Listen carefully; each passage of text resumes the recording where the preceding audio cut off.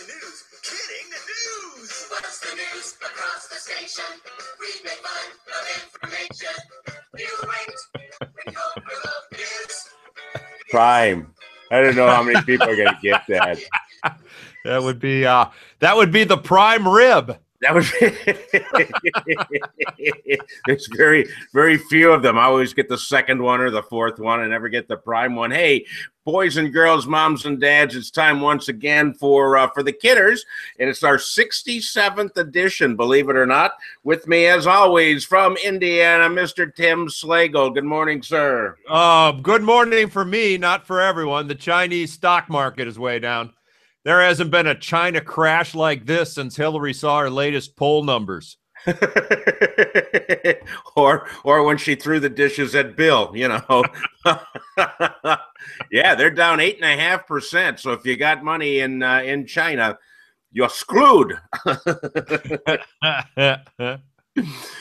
Well, we got stories from around the world, none from China this week, but the first one comes to us from the UK, and apparently, nude sunbathing over there is fairly popular. I don't know why. I've seen Brits, and I'm not sure I want to see them naked. But that's usually the way it is with nudists, though, isn't it, Dale? The people who aren't ashamed of their bodies should be. Exactly. There's no pretty people on a nude beach. It's all the snarky looking ones.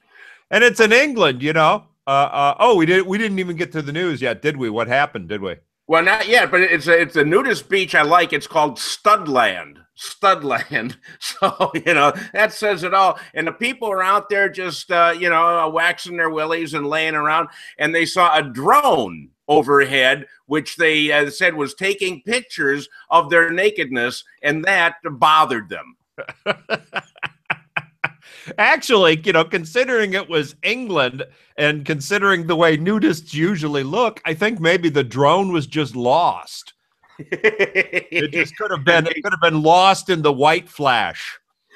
The bodies were so bad the drone was focusing in on their teeth. So and all they had to do was stand up, because the drone's got an overhead shot. Then he wouldn't see anything except their heads. So, but I don't think any of the royals were there. Let's see. Oh, San Francisco. We had this story a few months ago when it started out in Hamburg, Germany, and now San Francisco has picked up with it. There's a new paint called Ultra Everdry, and it's a pee repellent paint. So they paint it on walls where people are prone to pee, like homeless people and people coming out of Wrigley Field, and it bounces right back at them. So if they pee, it comes right back and nails the peer, which is a good thing.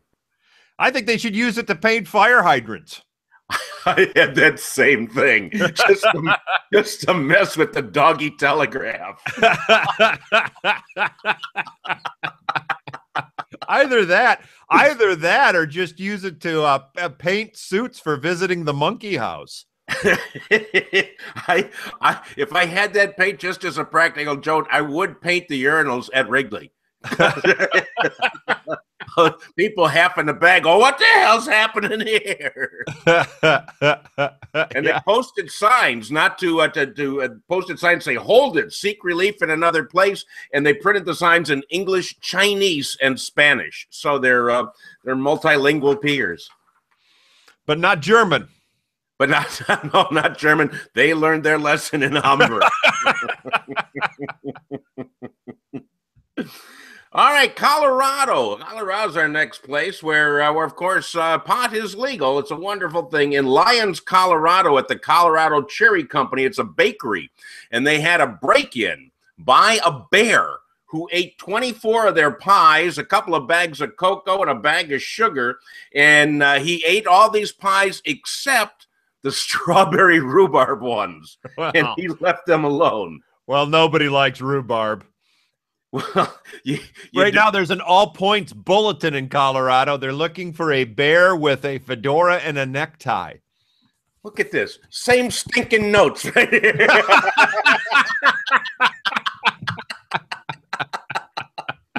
And I'm sorry, but if you're smoking pot, rhubarb is darn tasty. So apparently, and they say they expect the bear to be back, but it's done a lot of good for their business. I don't understand that at all. Then finally, over in Norway, a city I can't pronounce because it has no vowels. I believe it's Njihindavitahidi.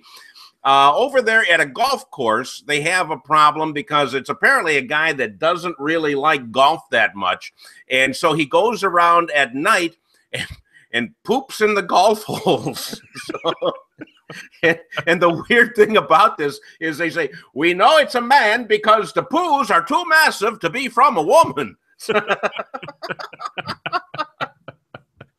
Well, it's kind of understandable because that is the number one word used in golf. It's or a version thereof. That's the only thing I ever learned from golf was the language. That's the only thing I ever got down. But you can imagine if they didn't find it, this poor guy sinks a hole in one and reaches in and goes, "Oh, poo! Look at this!" And they said that they called the guy the poopatrator, which I really think is nice. And they said he primarily rides a bicycle because they see the bicycle tracks in the dew early in the morning. And he only does it during the weekdays, never on the weekends, which must be when he goes golfing. So, in the dew, the tracks in the dew. And speaking of animals, did you hear there's a lion loose in Milwaukee and they can't find this thing? They just have a lot of lion sightings in Milwaukee. They have no idea where this thing came from. I'm assuming Detroit, but yeah, they're trying to catch this wild lion in Milwaukee. I suggest they stake out the pie shops. That seems to be that's probably the closest a lion has ever gotten to a Green Bay goalpost.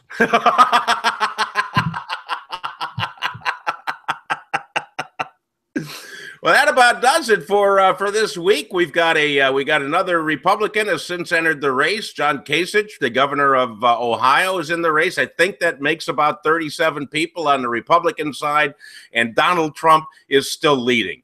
That I don't understand whatsoever. I wish I had something to say about that. I didn't know that we were going to go political. Well, that about wraps it up. Anything to say in parting? No, I'm without. Like anyone's watching at this point, like our one viewer. This one was so bad. Oh my God! It's lucky. We're lucky that our one viewer stayed past the China joke. Be honest with you, I really haven't been paying that much attention. But if you do happen to view these, please leave us a like because we're very needy and I would appreciate it. And we'll definitely see you again down the road with more news. That being said, good night. Tim, please say good night. See you in 2 weeks. Thank you all. Bye-bye.